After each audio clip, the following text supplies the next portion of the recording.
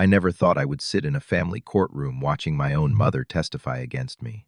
But there she was, Patricia taking the witness stand to support my ex-wife Sarah's demand for child support, for a baby that DNA tests proved wasn't mine. The words that came out of her mouth still echo in my head. DNA doesn't matter, Travis. Family is family. The betrayal cut deeper than any knife Sarah had already twisted in my back. Before we dive into this story, let me know in the comments where you are watching from around the world. Please hit that like button and subscribe for more real-life stories that will make you question everything you thought you knew about family loyalty. What happened next would tear our family apart in ways I never imagined. 3 years before that courtroom nightmare life seemed perfect. I was 25, fresh out of college and madly in love with Sarah. We had met during our senior year at Ohio State, both studying business. She was beautiful, ambitious, and everything I thought I wanted in a wife.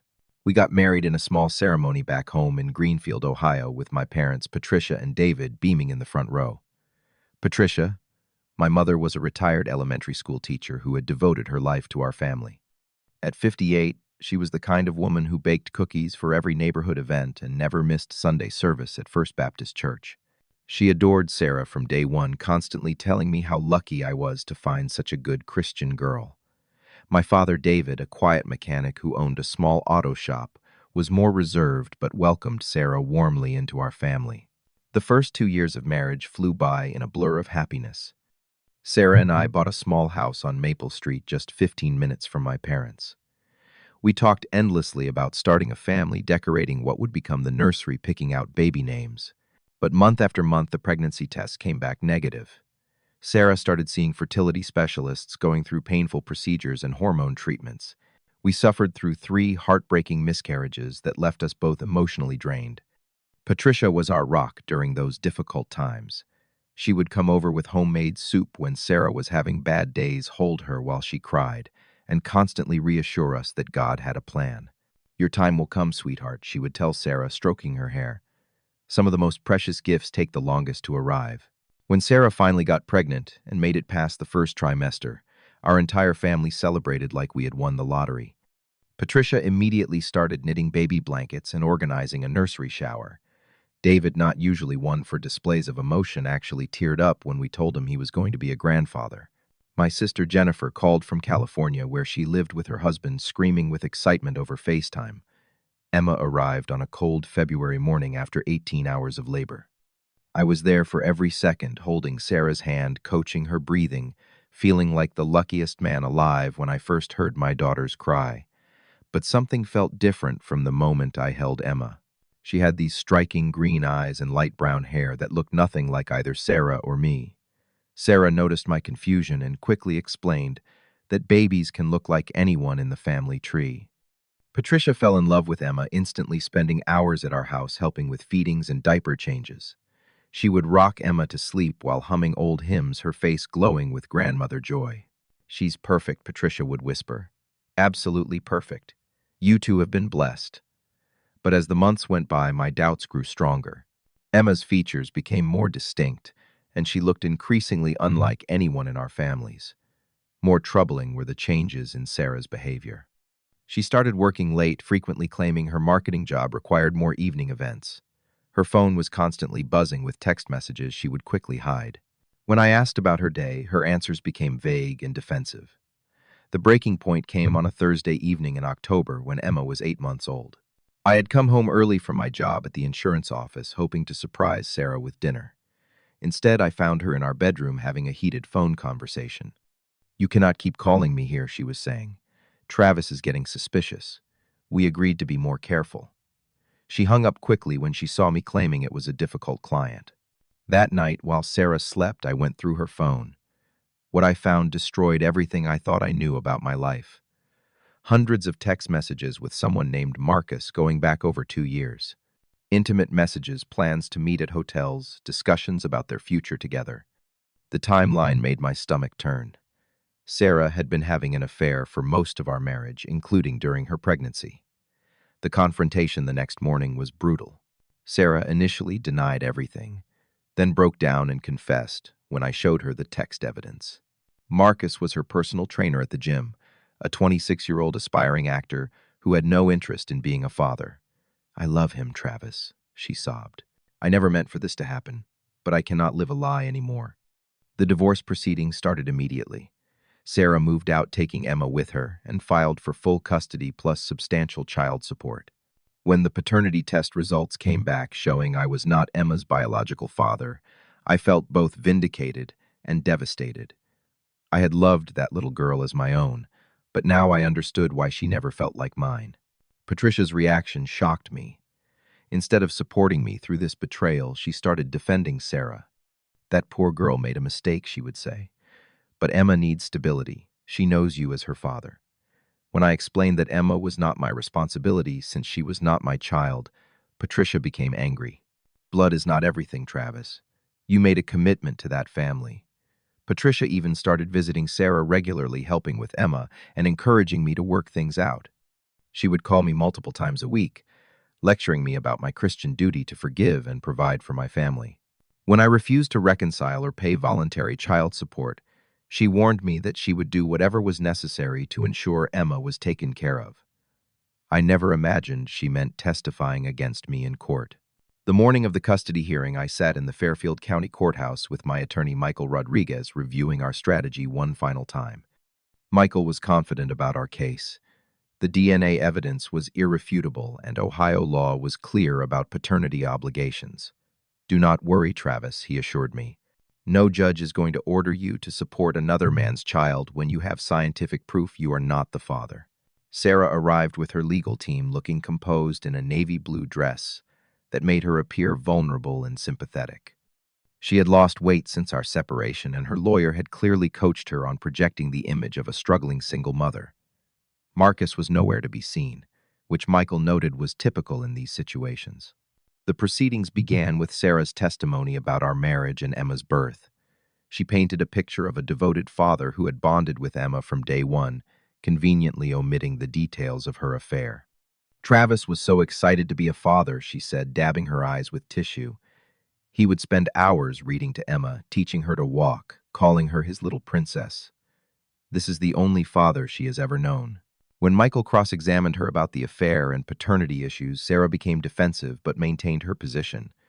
"Yes, I made mistakes in our marriage," she admitted. "But that does not change the fact that Travis has been Emma's father for the first year of her life. She calls him Daddy. Taking away her financial security would be cruel and unusual punishment for my poor choices." Then came the moment that changed everything. Sarah's attorney called Patricia to the witness stand as a character witness. I watched in disbelief as my own mother walked to the front of the courtroom, placed her hand on the Bible, and swore to tell the truth. "Mrs. Patterson," Sarah's lawyer began, "how would you describe your son's relationship with Emma?" Patricia looked directly at me, her expression stern and disappointed. "Travis has been Emma's father in every way that matters. He was there for her birth. He changed her diapers. He got up for midnight feedings. That little girl is part of our family, and family takes care of family." "What is your opinion about the paternity test results?" the lawyer continued.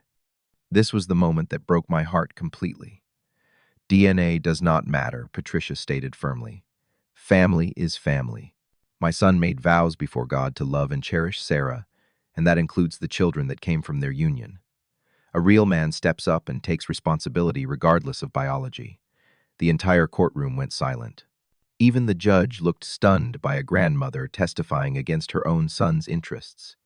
Michael objected repeatedly, but Patricia continued her testimony, describing me as stubborn and selfish for refusing to support Emma.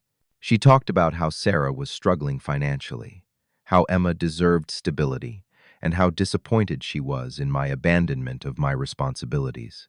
"Your Honor," Patricia concluded, "I raised my son to be a man of integrity and Christian values. What he is doing now goes against everything I taught him. That innocent child deserves support from the man who called himself her father for the first year of her life." Sarah was practically glowing as Patricia returned to her seat. The damage was done. My own mother had just provided the opposing side with their strongest emotional argument. When Michael tried to repair the damage during his closing arguments, I could see the judge's skepticism. The legal facts were on our side, but Patricia's testimony had introduced doubt about my character and motivations. The judge ruled that while I was not legally obligated to pay full child support, I should provide temporary financial assistance during Emma's transition period, given the unique circumstances of the case. It was not the complete victory Sarah wanted, but it was not the clean dismissal I had expected either. Walking out of that courthouse, I felt more alone than I had ever felt in my life.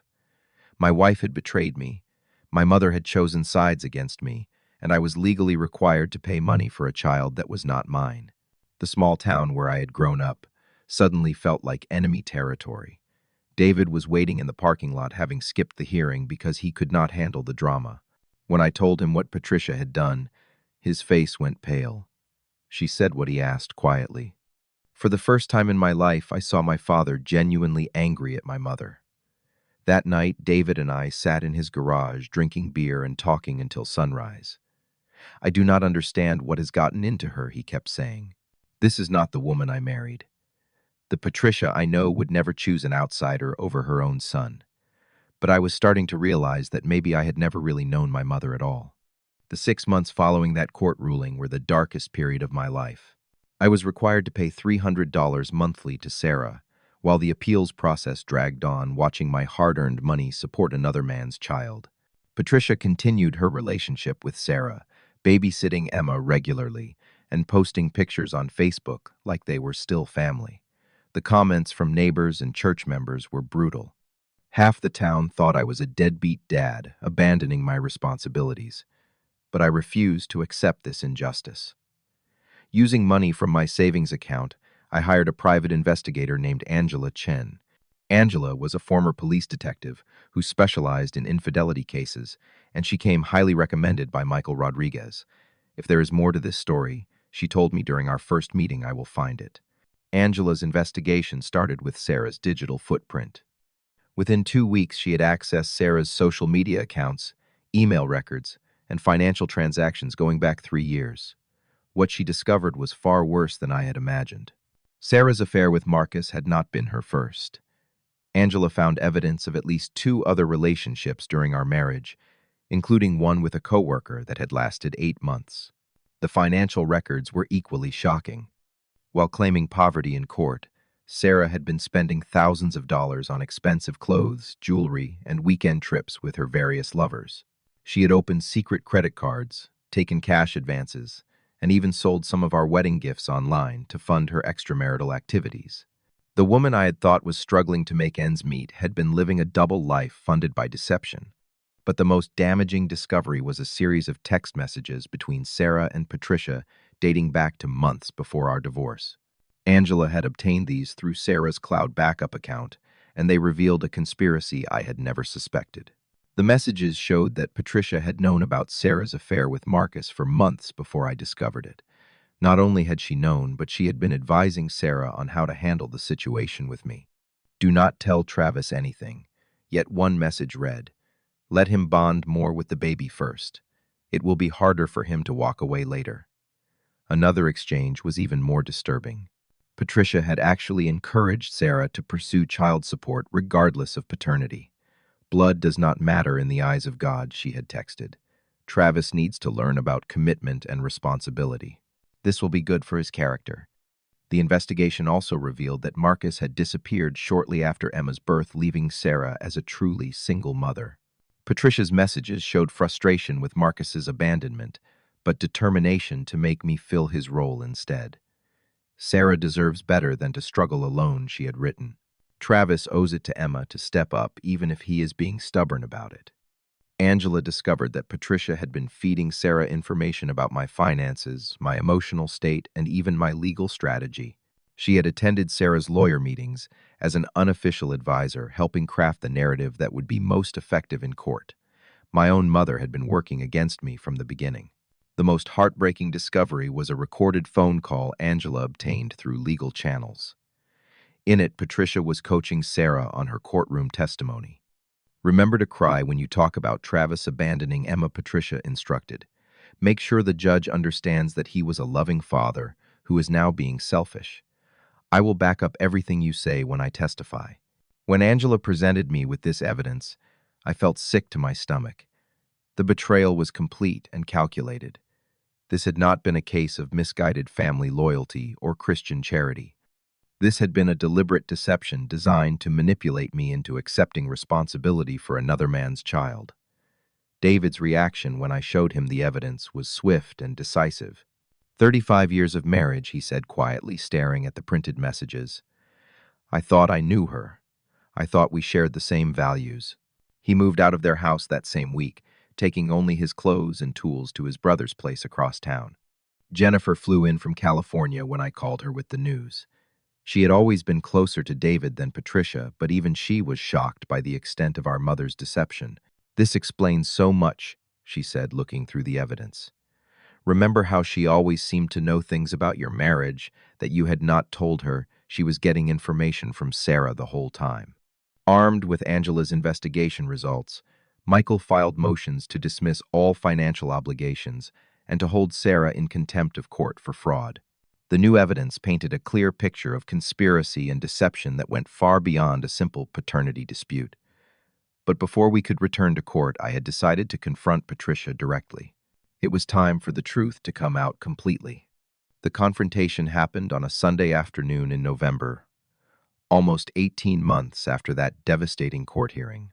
I had arranged a family meeting at David's brother's house where he was staying since leaving Patricia. Jennifer had extended her visit specifically for this conversation.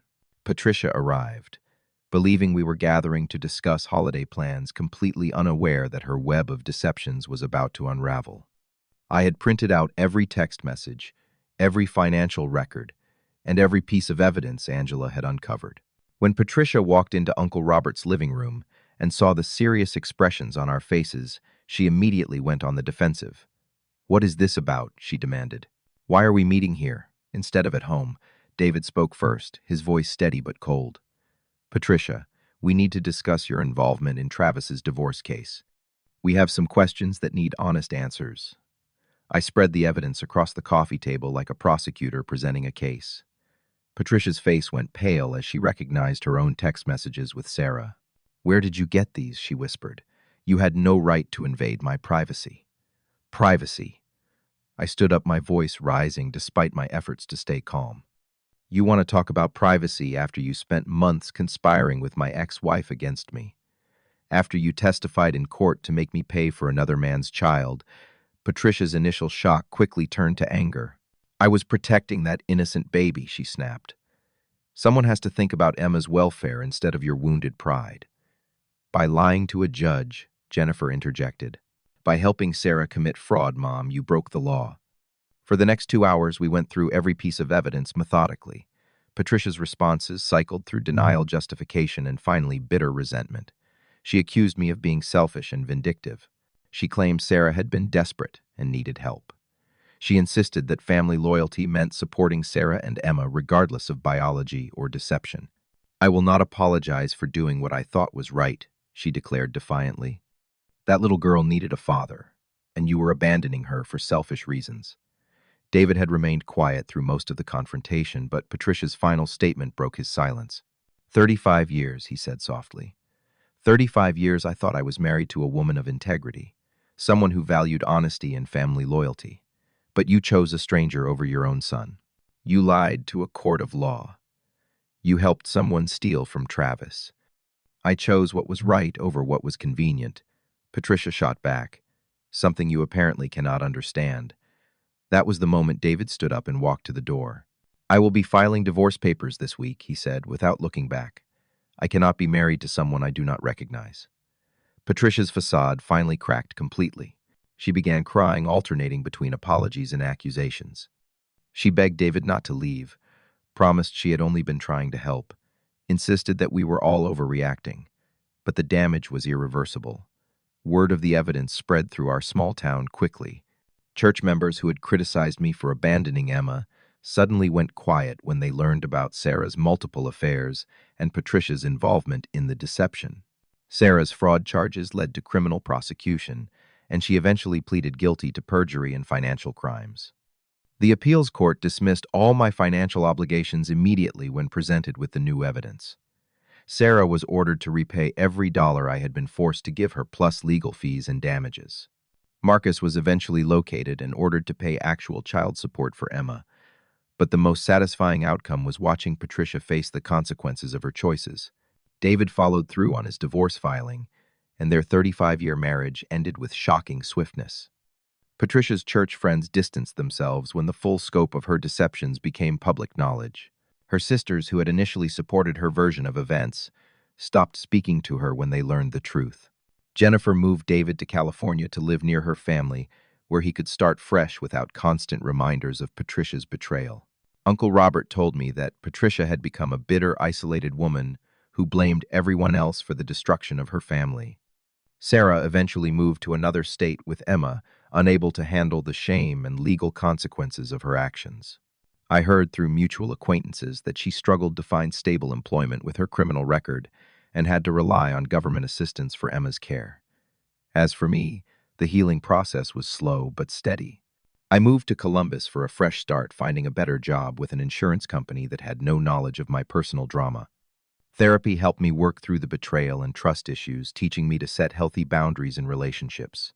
The hardest part was accepting that I had lost Emma, who I had genuinely loved as my daughter for her first year of life. But I came to understand that loving someone sometimes means letting them go when the relationship is built on lies and manipulation. Dating again was terrifying at first. How do you trust someone new when your own mother had conspired against you? But slowly I learned to recognize genuine character and honesty in people. I started building friendships and relationships based on mutual respect and transparency rather than blind loyalty or family obligation. The experience taught me that family is not just about blood relations or legal obligations.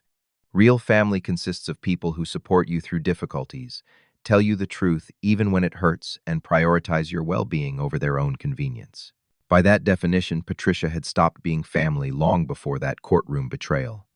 I learned that protecting yourself from toxic people is not selfishness, it is survival. Some individuals will use love and loyalty as weapons to manipulate and control others. Recognizing these patterns and having the courage to walk away is one of the most important life skills anyone can develop. The peace I found in living authentically, surrounded by people who value honesty over appearance, was worth every painful moment of that journey. Some betrayals are so profound that they force you to rebuild your entire understanding of relationships and trust. In my case, that rebuilding led to a stronger, healthier foundation for the rest of my life. Today, I still think about Emma sometimes and hope she is happy and healthy with her real father. I harbor no resentment toward a child who was innocent in all of this adult drama. As for Patricia, I hope she eventually finds peace with her choices, but that peace will have to come without me in her life. The greatest lesson I learned is that integrity cannot be compromised even for family. When someone asks you to lie, steal, or betray your principles for the sake of loyalty, they are not asking you to be family. They are asking you to be an accomplice. Sometimes the most loving thing you can do is refuse to enable destructive behavior, even when that refusal comes at great personal cost. In the end, truth always finds a way to surface, and those who choose deception over integrity will face consequences that no amount of family loyalty can prevent. Have you ever experienced betrayal from someone you trusted completely? How do you balance family loyalty with personal integrity when they conflict? Share your thoughts in the comments below, and do not forget to like this video if it resonated with your own experiences. Subscribe for more stories about overcoming family drama and finding your authentic path in life. Share this with someone who might need to hear that it is okay to set boundaries with toxic family members. Thank you for listening to my story, and remember that your peace of mind is worth more than anyone else's approval. Until next time, stay strong and stay true to yourself.